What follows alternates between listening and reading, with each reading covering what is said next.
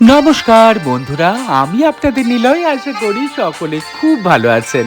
আমার এই 7 মিনিটের ভিডিওয়ে আর একটা রান্না নিয়ে এলাম, যেটা ডায়াবেটিস এবং যারা ওজন কমাতে চান তাদের জন্য দারুণ খাবার।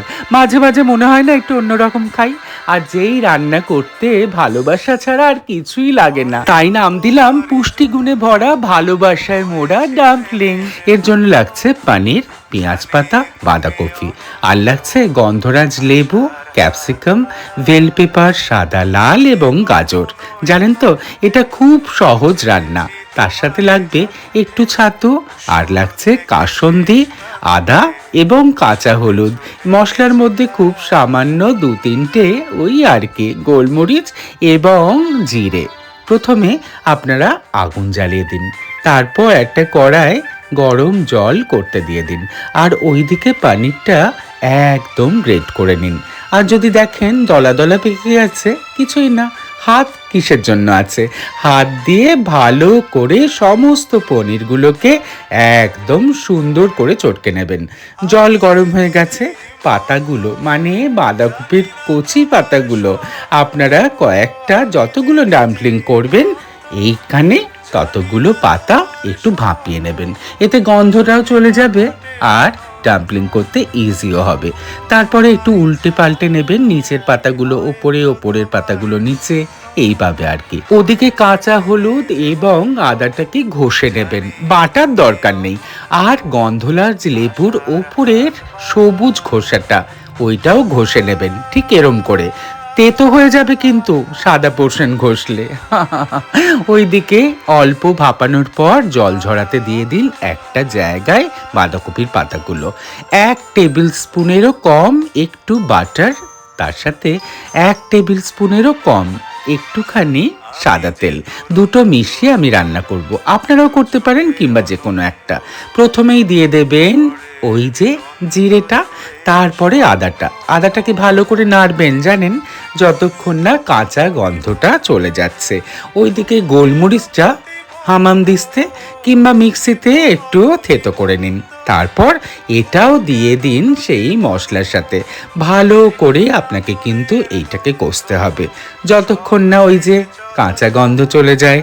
এরপরে আপনারা অ্যাড করবেন ছাতুটা অ্যাড করার কারণ হচ্ছে ছাতু দিয়ে একটা গন্ধ বেরোয়, এই গন্ধটাও চলে যাবে। জানেন তো, বেশ ভালো করে নাড়বেন। দেখেছেন খুব কম তেল দিয়েছে, এই কম তেলেই কিন্তু আপনাকে সমস্ত সবজি দিয়ে দিতে হবে, তার সাথে দিতে হবে নুন। এবার এই নুন দিতে গেলে দেখবেন সবজি থেকে সব জল আস্তে আস্তে সরে যাচ্ছে, মানে ছেড়ে যাচ্ছে। এরপর আপনারা পনিরটাও সম্পূর্ণ দিয়ে দেবেন। পনিরটা একটু নেড়ে চেড়ে নেবেন, পুরো রান্না করার দরকার নেই, কারণ এবার ভাপেই তো পুরোটা রান্না হবে।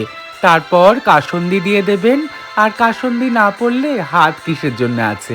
মা মাসিরা যেমন হাত দিয়ে সমস্ত মশলা দিত, তাই জন্যেই তো এত খাবার টেস্ট হতো, তাই না? আমি বাবা হাতেই সব দিই।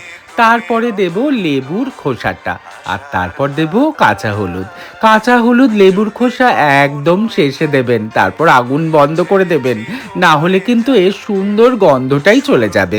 একটা পরিমাণ মতো একটা স্পুনে আপনারা নিতে পারেন, কিংবা ওই যে মা ঠাকুমাদের মতো হাতের নাড়ু। আমি বাবা হাতেই পছন্দ করি। হাতে না নাড়ু পাকালে সে আর নাড়ু কি আর নাড়ু হয়?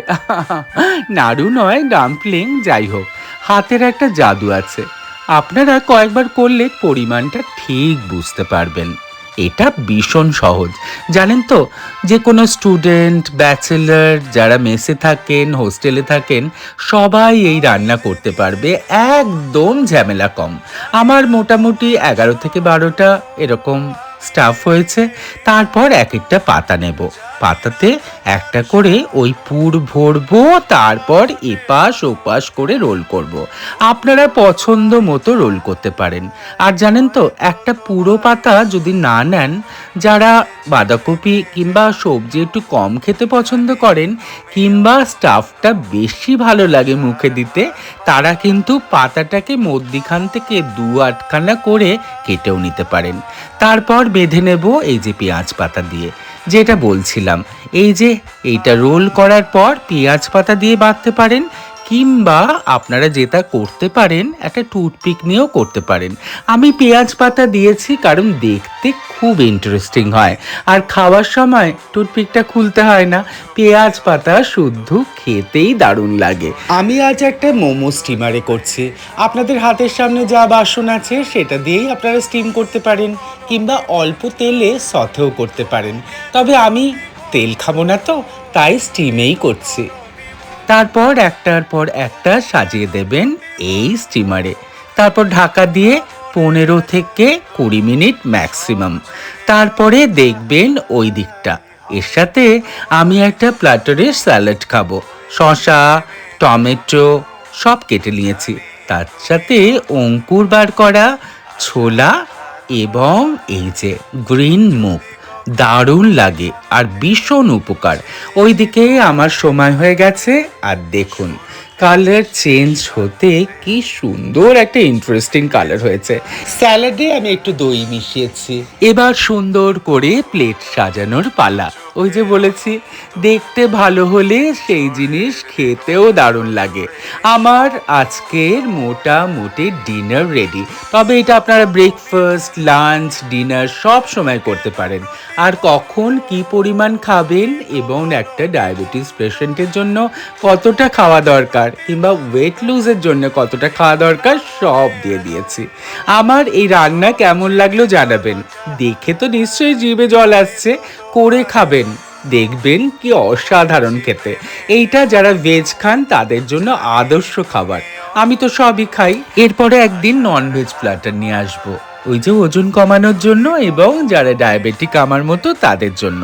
খুব ভালো থাকবেন, সবাইকে ভালো রেখে নিজেকে খুব ভালোবেসে রাখবেন। আর একটা নতুন গল্পের সন্ধানে চললাম, আসি।